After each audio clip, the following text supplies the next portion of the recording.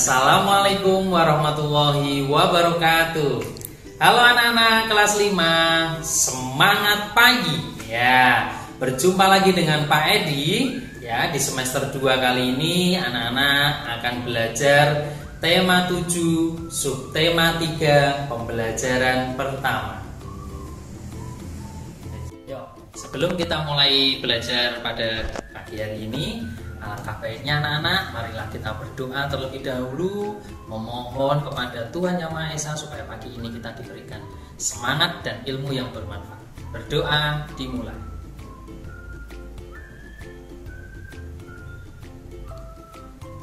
Berdoa selesai. Oke, setelah kita berdoa, Pak Guru akan menjelaskan pada anak-anak tujuan pembelajaran apa yang akan kita capai dalam kegiatan belajar pagi hari. Yang pertama, ya, kita nanti selama di kegiatan ini akan belajar bagaimana cara membuat surat undangan. Ya, yang kedua, Pak Guru akan mengajarkan yaitu tentang perubahan wujud benda yang dipengaruhi oleh kalor atau panas. Yang ketiga, anak-anak nanti akan Pak Edi ditunjukkan bagaimana kegiatan-kegiatan apa saja yang bisa anak-anak lakukan dalam mengisi kemerdekaan. Untuk mengawali kegiatan belajar kali ini, sebelumnya Pak Edi akan menunjukkan beberapa gambar pada anak-anak semua. Ya, silakan diperhatikan ya. Yang pertama, di situ ada gambar orang sedang kerja bakti. Nah, silakan diperhatikan. Yang berikutnya, di sini ada gambar bapak-bapak sedang rapat, ya, sedang rapat membahas 17 Agustus. Terus yang ketiga, di sini juga ada gambar anak-anak sedang lomba, ya, lomba 17 Agustus. Contoh-contoh kegiatan yang Pak Edi sebutkan tadi adalah kegiatan yang kita lakukan dalam rangka upaya mengisi kemerdekaan, terutama yaitu yang berkaitan untuk memperingati perayaan Hari Kemerdekaan 17 Agustus. Nah, sebelum kegiatan-kegiatan tersebut terlaksana, sebelumnya pasti ada pembahasan. Ya, yang berperan di sini adalah orang tua kalian, ayah kalian. Ayah kalian nanti berkumpul dengan bapak-bapak satu lingkungan RT, ya, untuk membahas kegiatan-kegiatan apa saja yang nanti dilakukan untuk merayakan kegiatan 17 Agustus. Nah, supaya ayah kalian itu berkumpul dan membahas kegiatan tersebut, maka sebelumnya Pak RT memberikan undangan pada orang tua kalian, yang intinya mengharap kehadirannya supaya datang untuk mengadakan rapat membahas kegiatan tersebut.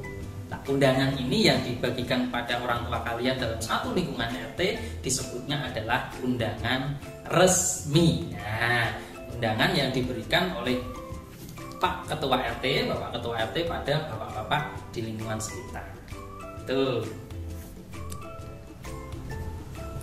Surat undangan dibagi menjadi 3, ya. Silakan perhatikan penjelasan berikut ini. Yang pertama adalah undangan resmi. Nah, surat undangan resmi ini adalah surat undangan yang mengatasnamakan sebuah instansi atau organisasi dan ini bersifat kedinasan. Nah, biasanya ciri-ciri undangan resmi ini dia memiliki kop surat atau kepala surat yang berisikan instansi yang memberikan surat tersebut. Biasanya ada logonya, ada nama instansinya, ada alamatnya, gitu. Itu kop surat. Terus bagian yang kedua ada alamat yang dituju. Nah, yang mau dikirimi surat siapa, namanya, alamatnya mana, instansinya mana. Bagian yang berikutnya di surat resmi ini adalah pembuka surat. Terus kemudian berikutnya ada isi surat. Isi surat yang berisi misalkan surat undangan resmi berarti ada hari, tanggal, tempat, waktu, dan lain-lain. Yang berikutnya adalah bagian penutup surat. Tempat dan tanggal pembuatan surat dan pembuat suratnya. Tanda tangan, biasanya kalau surat resmi ada stempelnya. Surat yang kedua adalah surat undangan setengah resmi. Undangan ini mengatasnamakan perorangan yang ditujukan ke perorangan maupun instansi atau organisasi. Biasanya ini tidak menggunakan kop, ya. Yang ketiga adalah surat undangan tidak resmi. Surat undangan ini mengatasnamakan perorangan yang ditujukan kepada perorangan untuk kepentingan pribadi. Misalkan anak-anak pernah ada namanya surat ulang tahun, perayaan kelahiran, dan lain-lain. Ini adalah surat undangan tidak resmi.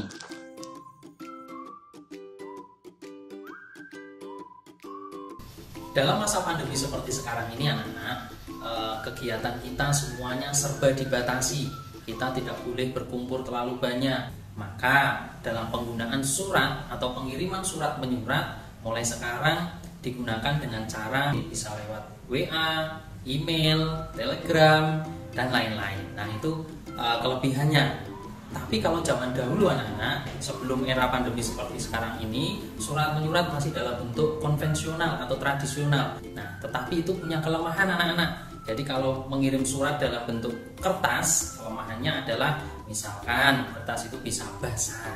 Bisa juga kertas itu nanti kalau terkena api bisa terbakar. Nah, kertas yang terbakar ini nanti pasti tidak bisa dibaca. Kenapa tidak bisa dibaca? Karena kertas ini mengalami perubahan wujud benda akibat kalor. Nah, seperti itu.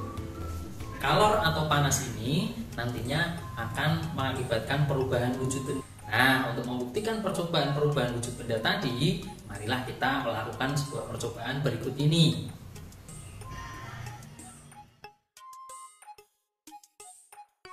Nah, di situ ada alat dan bahan, yaitu 4 buah batu bata untuk membuat tungku sederhana, 1 buah lilin, 1 buah kaleng susu bekas, 5 butir kapur barus ukuran kecil, 1/5 bagian kaleng pasir kering, piring aluminium, dan es batu.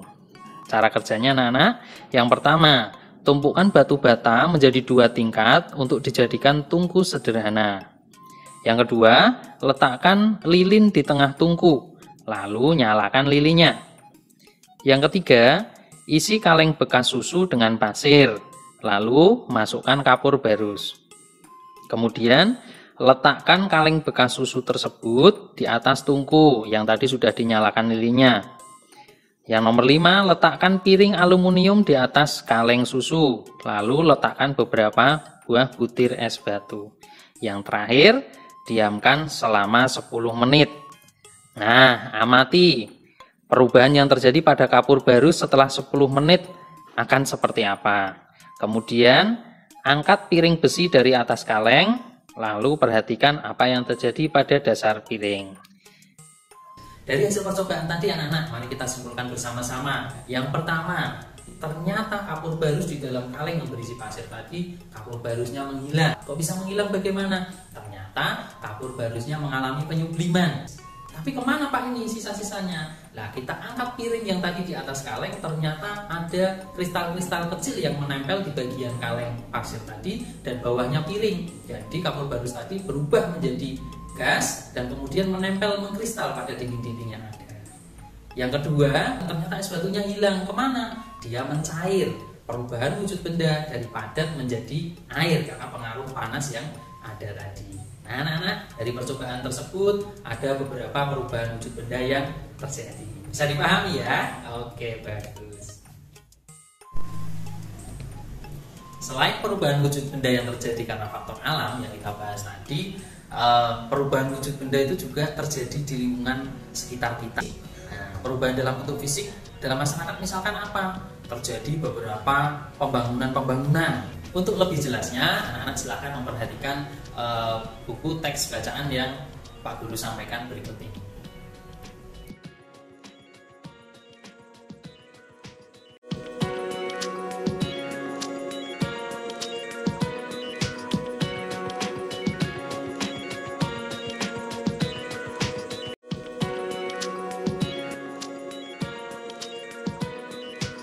Dalam melaksanakan kegiatan pembangunan nasional, tentunya juga ada yang namanya faktor pendukung dan faktor penghambat. Nah, yang pertama yaitu adalah faktor sumber daya manusia.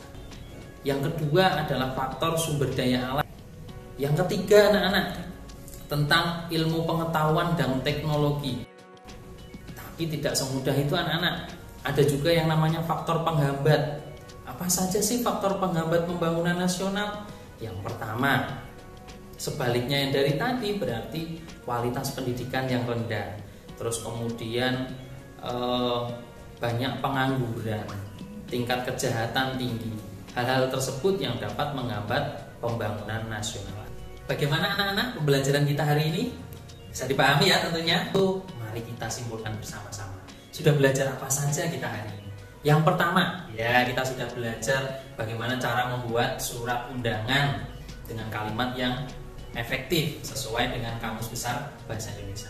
Terus kemudian yang kedua, anak-anak tadi kita sudah belajar bagaimana membuat percobaan perubahan wujud benda. Yang ketiga, anak-anak sudah belajar dengan Pak Guru bagaimana mengidentifikasi cara mengisi kemerdekaan bangsa kita.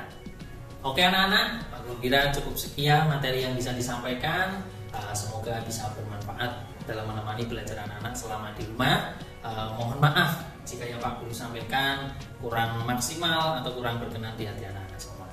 Tetap patuhi protokol kesehatan, pakai masker, cuci tangan dengan sabun, jauhi kerumunan, dan menjaga jarak. Ya, semoga semuanya sehat selalu. Amin. Cukup sekian, terima kasih, sampai jumpa di lain waktu. Wassalamualaikum warahmatullahi wabarakatuh.